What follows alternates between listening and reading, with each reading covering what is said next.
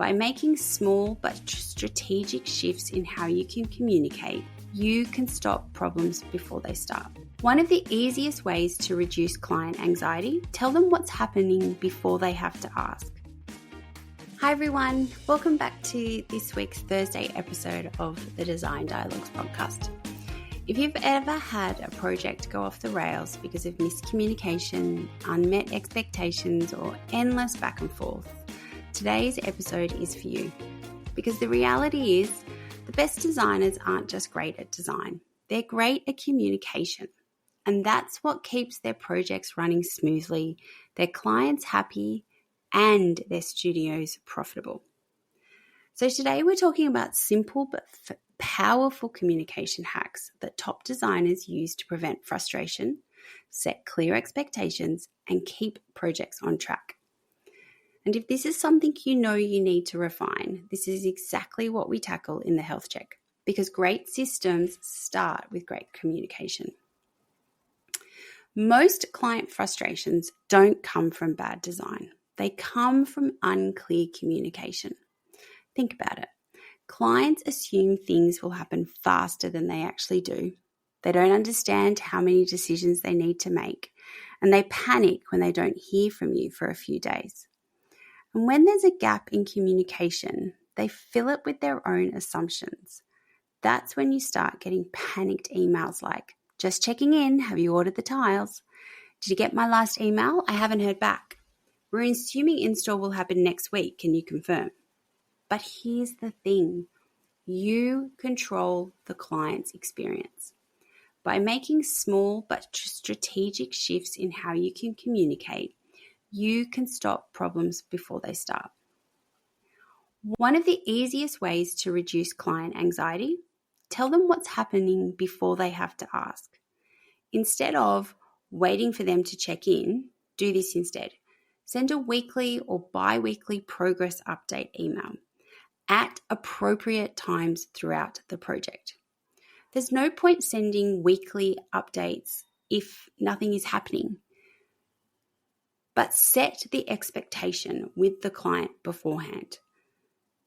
Tell them, I will send weekly updates once we move into construction, or I will send weekly updates when we need to. If you're in the documentation phase, and that might be going for 6 weeks, they don't need a weekly email to say, we've documented a little bit more of your project. Maybe send them an email at the 3-week mark and say, we are progressing well, we are on track for delivery of your documentation pack at X date. Why does this work? It reassures them that things are moving. It reduces unnecessary back and forth, and it shows that you are in control of the timeline. Most designers I work with struggle with clients texting at all hours, expecting instant replies or adding extra work mid-project. And the problem isn't the client, it's the lack of clear boundaries from the start. Here is a simple way to set communication expectations. Include a how we work section in your onboarding pack. For example, to keep your project running smoothly, we handle all client communication via email. This ensures nothing gets lost and we can track progress efficiently. Our response time is within 48 hours, Monday to Friday. By starting this before the project begins, you avoid awkward conversations later. Clients know when they'll hear from you. You avoid last-minute calls and late-night text.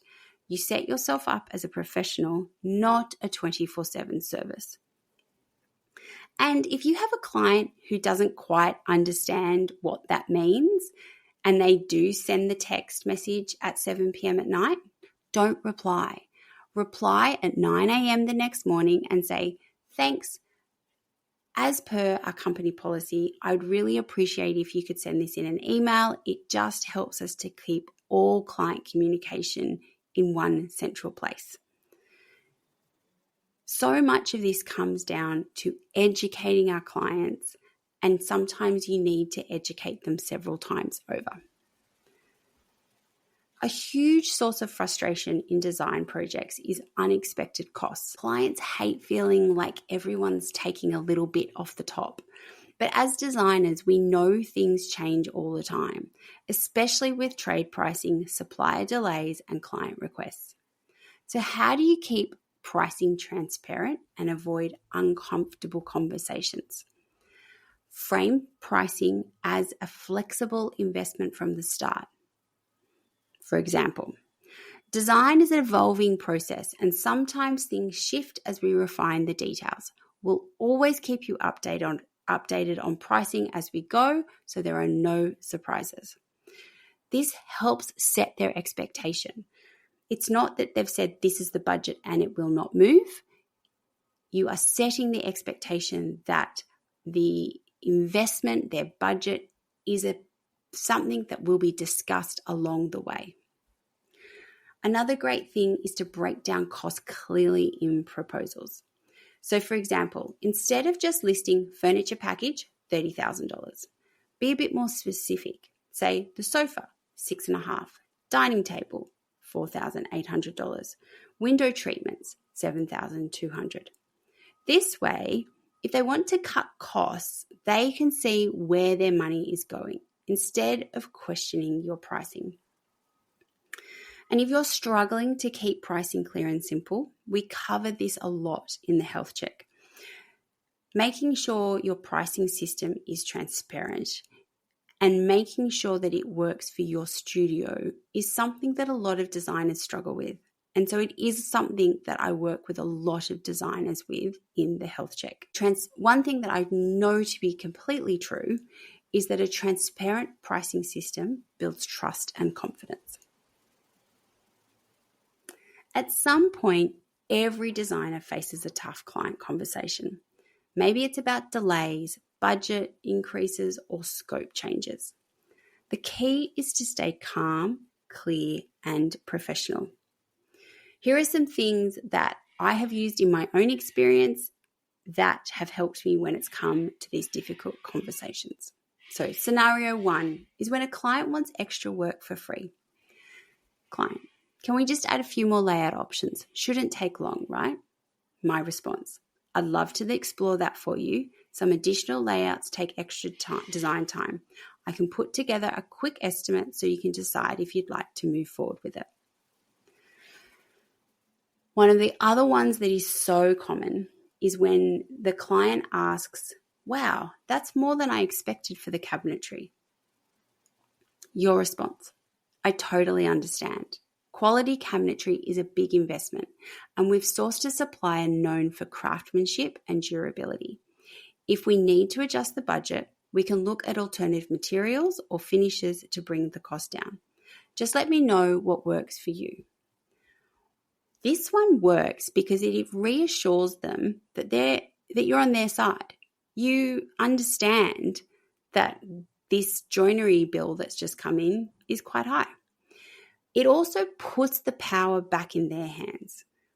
If they're not willing to pay that amount, or if they don't have the budget to pay for that amount, there are things that you can do to still deliver a product, but it's going to have different materials or finishes. It also keeps the conversation collaborative, not defensive. And that's really important. So often I see designers get a bit prickly when it comes to this kind of conversation, and that never goes well. Always try and keep it positive. At the end of the day, design isn't just about creating beautiful spaces. It's about leading clients through the process with clarity and confidence. So if you take nothing else from today's episode, remember these 3 things. Preempt problems before they start. Set boundaries from day one, and be clear, calm, and proactive in every conversation. And if you need help streamlining your client communication, structuring your pricing, or creating a stress-free process, this is exactly what we work on in the health check. Because when your communication is strong, your projects run smoother, your clients trust you more, and your business will thrive. That's it for today. I hope you've enjoyed this episode, and if it's resonated with you, let me know. Send me a DM on Instagram or send me an email. I always love to hear your feedback. If you're ready to look at your systems and processes and you want some help, all of the details about booking in a health check are in the show notes. Thanks for listening, and I'll see you for our next Design Dialogue.